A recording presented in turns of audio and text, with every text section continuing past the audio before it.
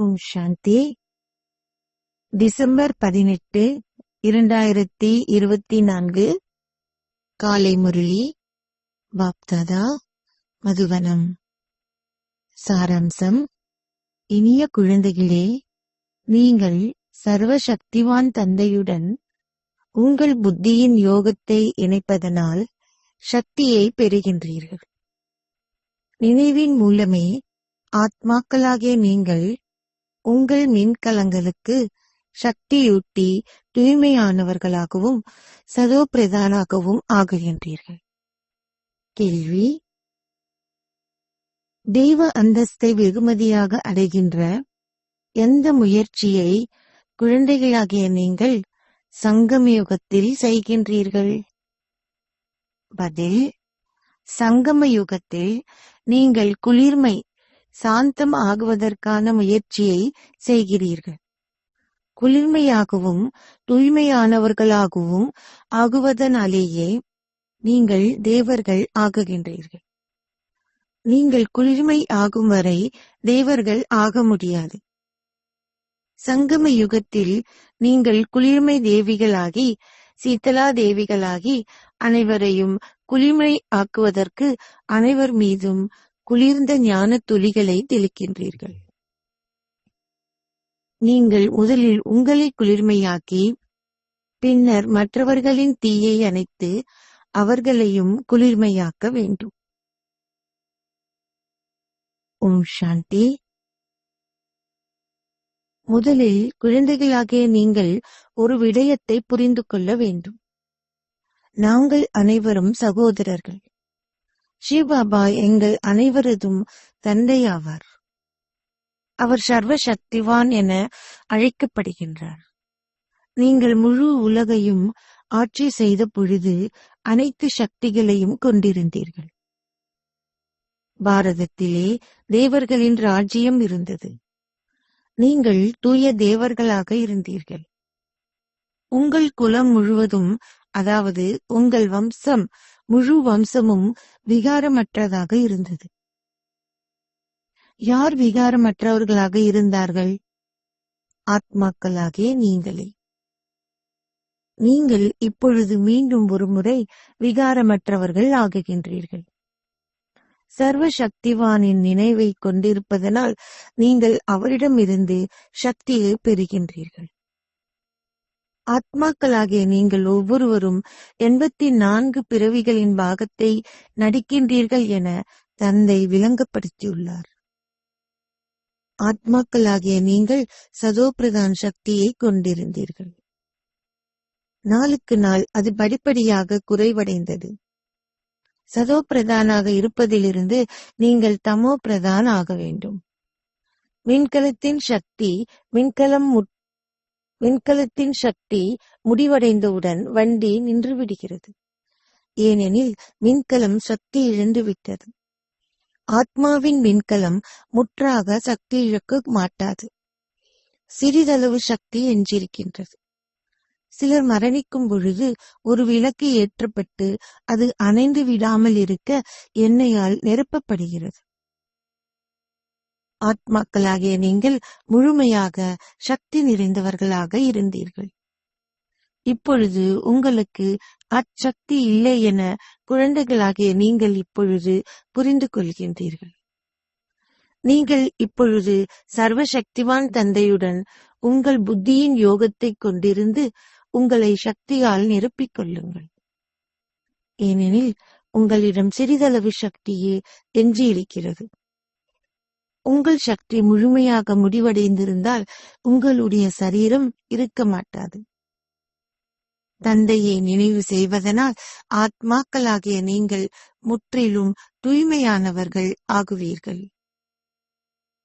சக்தி யுகத்தில் உங்களின் மின்கலங்கள் முழுமையாக சக்தியூட்டப்பட்டிருக்கின்றன. பின்னர் உங்கள் கலைகள், அதாவது மின்கலங்களின் சக்தி படிப்படியாக குறைவடைகின்றது. ஆத்மாக்களாகிய நீங்கள் கலியுக இறுதியை அடைகின்ற நேரத்தில் மிக சிறிதளவு சக்தியே எஞ்சிருக்கின்றது. அது நீங்கள் சக்திகளை பொறுத்தவரை ஏழைகள் ஆகிவிட்டதை போன்று உள்ளது.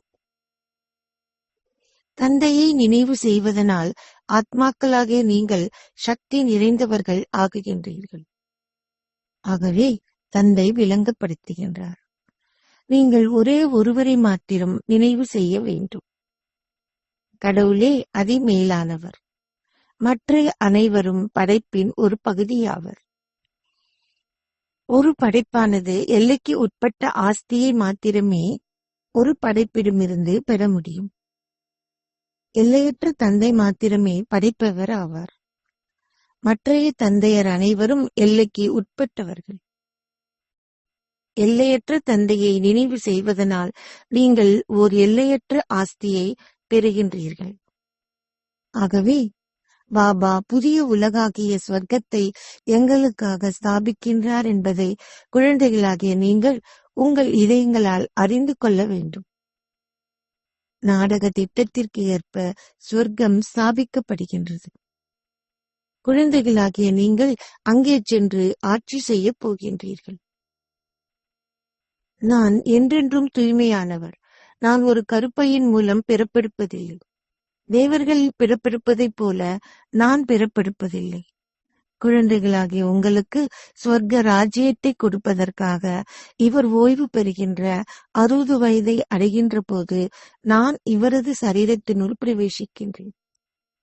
பின்னர் முதல் இலக்க தமோபிரதான் ஆத்மாவாக இருப்பதிலிருந்து அவர் முதல் இலக்க சதோபிரதான் ஆத்மாவாக ஆகுகின்றார். கடவுளே அதிமேலானவர். பின்னர் சூட்சும வதனத்தில் வசிக்கின்ற பிரம்மா, விஷ்ணு, சங்கரர் இருக்கின்றனர். எங்கிருந்து இந்த பிரம்மா, விஷ்ணு, சங்கரர் வந்தார்கள்? அவை அனைத்தும் நீங்கள் காண்கின்ற காட்சிகளே. சூட்சும உலகம் மத்தியில் இருக்கின்றது. அங்கே பௌதீக சரீரங்கள் எதுவும் இருப்பதில்லை.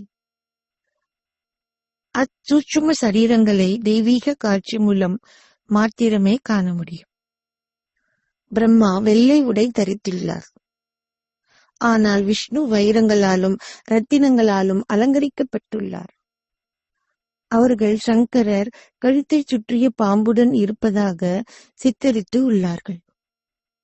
ஆனால் சங்கரர் அவ்வாறு இருக்க முடியாது. அமர்நாத்திலே சங்கரர் பார்வதிக்கு அமரத்துவ கதையை கூறுவதாக அவர்கள் சித்தரித்துள்ளார்கள். சூட்சும வதனத்தில் மனித உலகம் இல்லை. எனவே எவ்வாறு அவர் அங்கே ஒரு கதையை கூறியிருக்க முடியும்? சூட்சும வதனம் காட்சிகளுக்காகவே இருக்கின்றது. முற்றிலும் தூய்மையானவர்கள் ஆகியவர்களின் காட்சிகளை நீங்கள் காண்கின்றீர்கள். அவர்களே பின்னர் சத்திய யுகத்திற்கு செல்லும் பொழுது சொர்க்க அதிபதி ஆகுபவர்கள். ஆகவே அவர்கள் எவ்வாறு ராஜ்ய பாக்கியத்தை கோரினார்கள் என்பது உங்கள் புத்தியிலே பதிய வேண்டும். அங்கே ஆயுதங்கள், யுத்தங்கள் போன்றவை இருப்பதில்லை. தேவர்கள் எவ்வாறு வன்முறையாளர்களாக இருக்க முடியும்? எவராவது நம்புகிறார்களோ அல்லது இல்லையோ தந்தையை நினைவு செய்வதனால் நீங்கள் அந்த ராஜ்யத்தை இப்பொழுது கோருகின்றீர்கள். கீதையிலே குறிப்பிடப்பட்டுள்ளது, உங்கள் சரீரத்தையும் சரீர சமயங்களையும் மறந்து சதா என்னை மாத்திரம் நினைவு செய்யுங்கள். பற்று வைப்பதற்கு தந்தைக்கென சொந்தமாக ஒரு சரீரம் இல்லை. தந்தை கூறுகின்றார், நான் இச்சரீரத்தை ஒரு குறுகிய காலத்திற்கு கடனாக பெற்றுள்ளேன். இல்லாவிடில் எவ்வாறு நான் இந்த ஞானத்தை உங்களுக்கு கொடுக்க முடியும்? நான் இந்த விருட்சத்தின் உணர்வுள்ள விதையாவேன். நான் மாத்திரமே இந்த விருட்சத்தின் ஞானத்தை கொண்டுள்ளேன். மக்கள் இந்த உலகின் கால எல்லையையோ அல்லது எவ்வாறு அது படைக்கப்படுகிறது, பராமரிக்கப்படுகிறது, அழிக்கப்படுகின்றது என்றோ அறியார்கள். அவர்களின் கல்வி எல்லைக்கு உட்பட்டது. தந்தை உங்களுக்கு இந்த எல்லையற்ற கல்வியை கற்பித்து குழந்தைகளாகிய உங்களை உலகின் அதிபதிகள் ஆக்குகின்றார். எந்த சரீரதாரியையும் கடவுள் என்று ஒரு பொழுதும் அழைக்க முடியாது. அவர்கள் பிரம்மா, விஷ்ணு, சங்கரர் தங்களுக்கென சூட்சும சரீரங்களை கொண்டுள்ளனர். அவர்களையும் கடவுள் என அழைக்க முடியாது.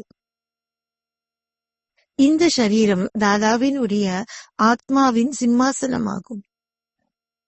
இந்த சிம்மாசனம் இப்போது அமரத்துவ ரூபமான தந்தையின் சிம்மாசனமாகிய அமரத்துவ சிம்மாசனமாகும். அமிர்த தரசிலே அமரத்துவ சிம்மாசனம் என அழைக்கப்படுகின்ற ஒரு சிம்மாசனம் இருக்கின்றது. முக்கியமான பிரமுகர்கள் அந்த அமரத்துவ சிம்மாசனத்தில் அமர்வதற்காக அழைக்கப்படுகின்றார்கள். தந்தை விளங்கப்படுத்துகின்றார், இது ஆத்மாக்கள் அனைவரினதும் அமரத்துவ சிம்மாசனம் ஆகும். ஆத்மாவிலேயே நல்ல தீய சம்ஸ்காரங்கள் உள்ளன. இதனாலேயே கூறப்படுகின்றது, இது உங்கள் செயல்களின் பலன். ஒரே ஒரு தம் தந்தையே ஆத்மாக்கள் அனைவரினதும் தந்தையாவார். பாபா சமய நூல்களிலிருந்து உங்களுக்கு விளங்கப்படுத்துவதில்லை. சமய நூல்களில் இவ்விடயங்கள் எவையும் குறிப்பிடப்படவில்லை. இதனாலேயே மக்கள் எரிச்சல் அடைந்து, நாங்கள் ஏன் சமய நூல்களை நம்புவதில்லை என எங்களை கேட்கின்றார்கள். சாதுக்கள், புனிதர்கள், சந்நியாசிகள் கங்கையில் நீராடச் செல்கின்றார்கள். அவர்கள் தூய்மையானவர்கள் ஆகுகின்றார்களா? இன்னமும் எவராலும் வீடு திரும்ப முடியாது உள்ளது. அனைவரும் இறுதியில் பூச்சிக்கூட்டம் அல்லது தேனீ கூட்டம் கொன்று வீடு திரும்புவார்கள். ராணி தேனீ இருக்கிறது. ஏனைய அனைத்து தேனீகளும் அவளை பின்தொடர்கின்றன. அதேபோல் தந்தை வீடு திரும்புகின்ற பொழுது ஆத்மாக்கள் அனைவரும் அவரை பின்தொடர்வார்கள். அது அசரீரி உலகில் ஆத்மாக்களின் கூட்டம் இருப்பதைப் போன்று உள்ளது. இங்கேயோ மனிதர்களின் கூட்டம் இருக்கின்றது. இங்கே இருக்கின்ற இந்த கூட்டமும் ஒரு நாள் வீடு திரும்ப வேண்டும். தந்தை வந்து ஆத்மாக்களாகிய உங்கள் அனைவரையும் திரும்பவும் தன்னுடன் அழைத்துச் செல்வார். சிவனின் திருமண ஊர்வலத்தின் புகழ்ச்சி இருக்கின்றது. நீங்கள் புத்திரர்களாகவோ அல்லது புத்திரிகளாகவோ இருந்த போதிலும் தந்தை வந்து குழந்தைகளாகிய உங்கள் அனைவருக்கும் நினைவு யாத்திரையை கற்பிக்கின்றார். ஆத்மாக்கள் முதலில் தூய்மை ஆகாமல் வீடு திரும்ப முடியாது. நீங்கள் தூய்மையாகிய பின்னர் உங்கள் அமைதி தாமத்திற்கு முதலில் சென்று பின்னர் படிப்படியாக வரிசை கிரமமாக கீழே வருவீர்கள். உலக சனத்தொகை தொடர்ந்தும் அதிகரிக்கும். ஓர் ராஜ்யம் உருவாக்கப்பட வேண்டும். ஆகவே ஒரே நேரத்தில் அனைவரும் ஒன்றாக கீழே வர மாட்டார்கள். விருட்சம் படிப்படியாக தொடர்ந்து வளரும். தந்தை எல்லாவற்றுக்கும் முதலில் ஆதி சனாதன தேவி தேவதா தர்மத்தை ஸ்தாபிக்கின்றார். முதலில் பிராமணர்கள் ஆகுபவர்களே தேவர்களாக ஆகப் போகின்றவர்கள். பிரஜாபிதா பிரம்மா மக்களின் தந்தை இருப்பதனால் மக்களிடையே சகோதரர்களும் சகோதரிகளும் இருப்பார்கள். பலர் இங்கே பிரம்மகுமார் பிரம்மகுமாரிகளாக ஆகுகின்றார்கள். அவர்களால் நிறைய மதிப்பெண்களை கோர முடியும் என அவர்களுக்கு புத்தியில் நம்பிக்கை இருப்பதால் அது நிச்சயம் நடக்கும்.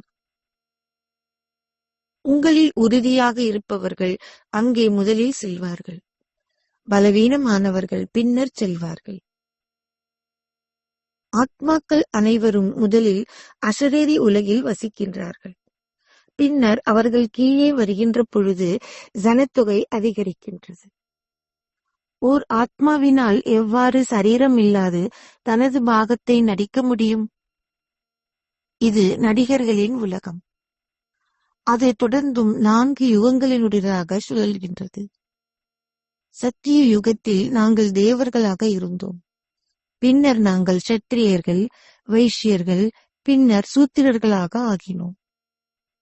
இது இப்பொழுது அதிமங்களகரமான சங்கம யுகமாகும்.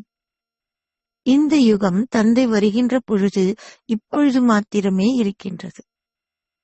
எல்லையற்ற தந்தை மாத்திரமே இந்த எல்லையற்ற ஞானத்தை கொடுக்கின்றார். சிவபாபாவுக்கு பெயர் கொடுப்பதற்கென சொந்தமாக ஒரு சரீரம் இல்லை. இந்த சரீரம் இந்த தாதாவுக்கு உரியது. பாபா குறுகிய காலத்திற்கு அதனை கடனாக பெற்றுள்ளார். தந்தை கூறுகின்றார், உங்களுடன் பேசுவதற்கு எனக்கு ஒரு வாய் தேவை. தந்தைக்கு ஒரு வாய் இல்லாவிடின் எவ்வாறு தந்தை தனது குழந்தைகளுடன் பேச முடியும்? நான் இந்த வாய் மூலம் உங்களுக்கு எல்லையற்ற ஞானத்தை கொடுக்கின்றேன். இதனாலேயே அவரது வாய் கௌமுக், பசுவின் வாய் என அழைக்கப்படுகின்றது. நீர் மலைகளில் எங்கிருந்தும் வெளியாக முடியும். எனவே நீர் வெளியாகும் இடங்களில் அவர்கள் கௌமுக்கை உருவாக்கி உள்ளார்கள். அவர்கள் அதை கங்கை நீர் என கருதி பருகுகிறார்கள். அவர்கள் அந்த நீருக்கு பெருமளவு முக்கியத்துவம் கொடுக்கின்றார்கள். இந்த உலகிலுள்ள அனைத்துமே பொய்யானது. ஒரே ஒரு தந்தை மாத்திரமே உங்களுக்கு உண்மையை கூறுகின்றார். எவ்வாறாயினும் பொய்மையான மக்கள் தந்தையின் இந்த ஞானத்தை பொய் என்று கருதுகின்றார்கள். பாரதம் சத்திய யுகத்தில் இருந்தபோது அது சத்திய பூமி என்று அழைக்கப்பட்டது. இப்பொழுது அந்த பாரதம் பழையதாகிவிட்டது. அனைத்துமே பொய்மையாகிவிட்டது. அத்தகைய பெரும் வித்தியாசம் உள்ளது. தந்தை கூறுகின்றார், நீங்கள் என்னை அதிக அளவு அவதூறு செய்துள்ளீர்கள். நீங்கள் என்னை சர்வ வியாபி என அழைப்பதனால் என்னை அவமதித்து அவதூறும் செய்துள்ளீர்கள். நீங்கள் சிவபாபாவை அழைத்தீர்கள். இப்பழைய உலகிலிருந்தே எங்களை அப்பால் அழைத்துச் செல்லுங்கள். தந்தை கூறுகின்றார், காமச்சிதையை அமர்ந்ததால் எனது குழந்தைகள் அனைவரும் ஏழைகளாகி விட்டார்கள். தந்தை குழந்தைகளாகிய உங்களிடம் கூறுகின்றார், நீங்கள் சொர்க்க அதிபதிகளாக இருந்தீர்கள். நீங்கள் இதை நினைவு செய்கின்றீர்களா? அவர் குழந்தைகளாகிய உங்களுக்கு மாத்திரமே இதை விளங்கப்படுத்துகின்றார். அவர் இதை முழு உலகிற்கும் விளங்கப்படுத்துவது இல்லை. ஏனெனில் தந்தை கூறுவதை குழந்தைகளாகிய நீங்கள் மாத்திரமே புரிந்து கொள்கின்றீர்கள். இதனை பற்றி உலகிற்கு என்ன தெரியும்? காமமே மிகப்பெரிய முள்ளாகும். இந்த உலகின் பெயரே தூய்மையற்ற உலகமாகும். ஆனால் சத்திய யுகம் 100% தூய உலகமாகும். மனிதர்கள் அத்தூய தேவர்களின் முன்னால் சென்று தலை வணங்குகிறார்கள். பல பக்தர்கள் சைவ உணவு உண்பவர்களாக இருந்த போதிலும் அவர்கள் விகாரத்தில் ஈடுபடாமல் இருக்கின்றார்கள் என்பது இல்லை. பலர் குழந்தை பருவத்திலிருந்தே பிரம்மச்சாரிகளாக இருக்கின்றார்கள். அவர்களும் தங்கள் குழந்தை பருவத்திலிருந்தே அழுக்கான உணவுகளையும் உண்பதில்லை. சந்நியாசிகளும் கூறுகின்றார்கள், விகாரமற்றவர்கள் ஆகுங்கள். சந்நியாசிகள் தங்கள் குடும்பங்களையும் வீடுகளையும் துறக்கின்றார்கள். பின்னர் அவர்கள் தங்கள் அடுத்த பிறவியில் இளையதனத்திற்கு பிறந்து மீண்டும் ஒருமுறை தங்கள் வீடுகளையும் குடும்பங்களையும் துறந்து காடுகளுக்கு செல்கின்றார்கள். எவ்வாறாயினும் தூய்மையற்றவர்களிலிருந்து தூய்மையானவர்கள் ஆகுவது அவர்களுக்கு சாத்தியமா? இல்லை. தூய்மையாக்குபவராகிய தந்தையின் ஸ்ரீமத் கொடுக்கப்படாமல் எவரும் தூய்மையற்றவரிலிருந்து தூய்மையானவராக முடியாது. பக்தி மார்க்கம் கீழ் இறங்குவதற்கான பாதையாகும். எனவே எவ்வாறு அவர்கள் தூய்மையானவராக முடியும்? அவர்கள் தூய்மையாக இருந்தால் அவர்களால் வீட்டுக்கு திரும்பிச் செல்லவும் பின்னர் சொர்க்கத்துக்கு செல்லவும் முடியும். சத்திய யுகத்து தேவர்கள் எப்பொழுதாவது தங்கள் வீடுகளையும் குடும்பங்களையும் துறக்கிறார்களா? சந்நியாசிகளின் துறவரம் எல்லைக்கு உட்பட்டது. ஆனால் உங்கள் துறவரம் எல்லையற்றது. உங்கள் நண்பர்கள், உறவினர்கள் உட்பட நீங்கள் முழு உலகையும் துறக்கின்றீர்கள்.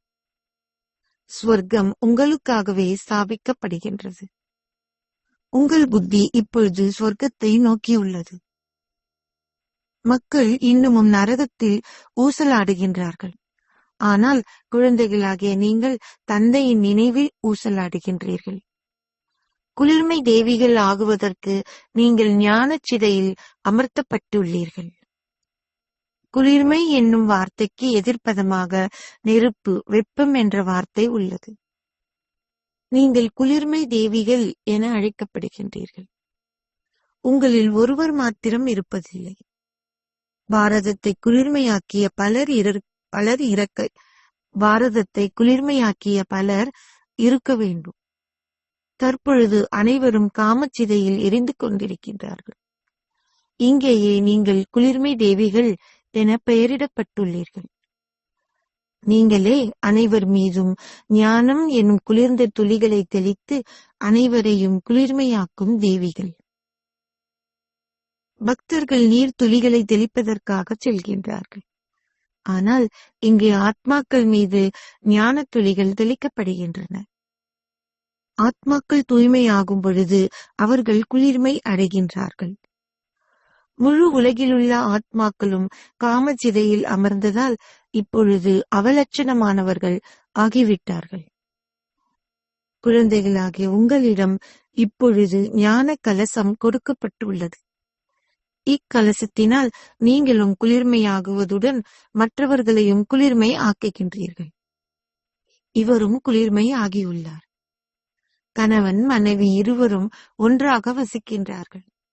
அது உங்கள் வீட்டையும் குடும்பத்தையும் நீங்கி செல்வதென்ற கேள்வி இல்லை. எவ்வாறாயினும் ஆரம்பத்தில் அந்த மாட்டுத் தொழுவம் உருவாக்கப்பட்ட பொழுது உங்களில் சிலர் நிச்சயமாக உங்கள் வீடுகளை விட்டு சென்றீர்கள்.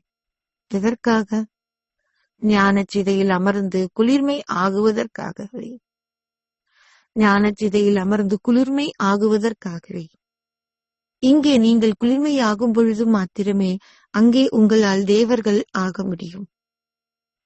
குழந்தைகளாகிய உங்கள் புத்தியின் யோகம் பழைய வீடுகளை நோக்கி செல்லக்கூடாது.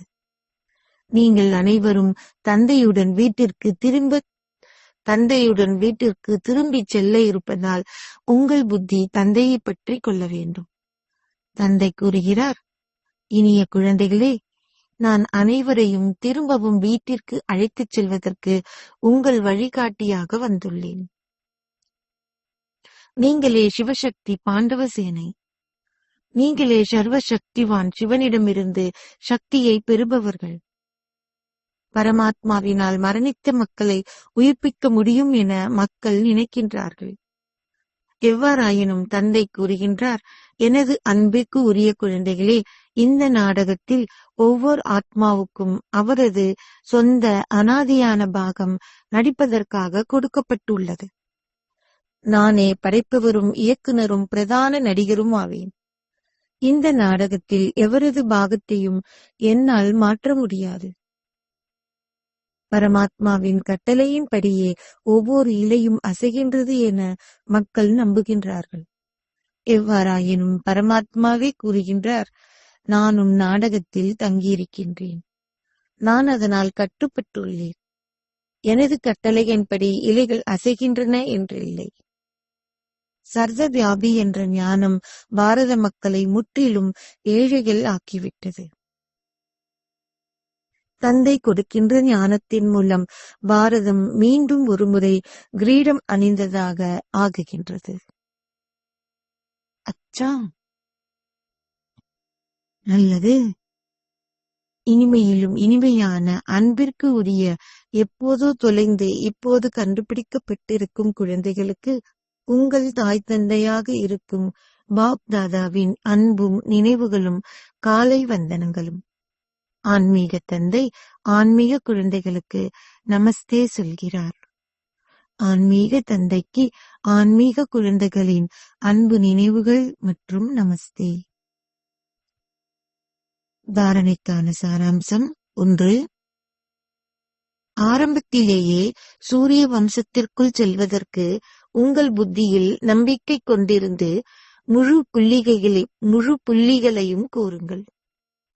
ஒரு உறுதியான பிராமணர் ஆகுங்கள். இந்த எல்லையற்ற ஞானத்தை உங்கள் உணர்விலே வைத்திருங்கள். 2. ஞானச்சிதையில் அமர்ந்திருந்து குளிர்மையானவர்கள், அதாவது தூய்மையானவர்கள் ஆகுங்கள்.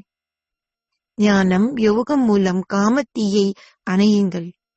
உங்கள் புத்தியின் யோகம் சதா தந்தையுடன் இணைக்கப்பட்டு இருக்க வேண்டும்.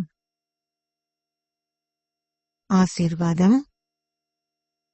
நீங்கள் உங்களின் பிராமண வாழ்க்கையில் மேன்மையான ஸ்திதியின் ரூபத்தில் ஒரு பதக்கத்தை பெற்று அதன் மூலம் கவலையற்ற தேசத்தின் சக்கரவர்த்தி ஆகுவீர்களாக. நீங்கள் ஒவ்வொருவரும் உங்களின் தனிப்பட்ட ஸ்திதியை சிறந்ததாக ஆக்கிக் கொள்வதற்காகவே பிராமணர் ஆகியுள்ளீர்கள். பிராமண வாழ்க்கையில் உங்களின் மேன்மையான ஸ்திதியே உங்களின் தனிச்சத்தாகும். அது பிராமண வாழ்க்கையின் பதக்கமாகும். இந்த பதக்கத்தை பெறுபவர்கள் சதா ஆட அசைக்க முடியாத நிலையான ஸ்திதியில் இருப்பார்கள். இந்த பதக்கத்தை பெறுபவர்கள் சதா ஆட்ட அசைக்க முடியாத நிலையான ஸ்திதியில் இருப்பார்கள். அத்துடன் சதா கவலையற்றவர்களாகவும் இருப்பார்கள். அவர்கள் கவலையற்ற தேசத்தின் சக்கரவர்த்திகளாக இருப்பார்கள். அவர்கள் சகல ஆசைகளில் இருந்து விடுபட்டு இருப்பதுடன் ஆசையின் அறிவே இல்லாதிருப்பதன் சொரூபங்களாகவும் இருப்பார்கள். ஸ்லோகம். துண்டிக்காத நம்பிக்கையுடன் போதையுடனும் எனது பாபா எனச் சொல்லுங்கள். துண்டிக்காத நம்பிக்கையுடனும் போதையுடனும் எனது பாபா எனச் சொல்லுங்கள். மாயையால் உங்களை நெருங்கி வரவே முடியாது. ஓம் சாந்தி.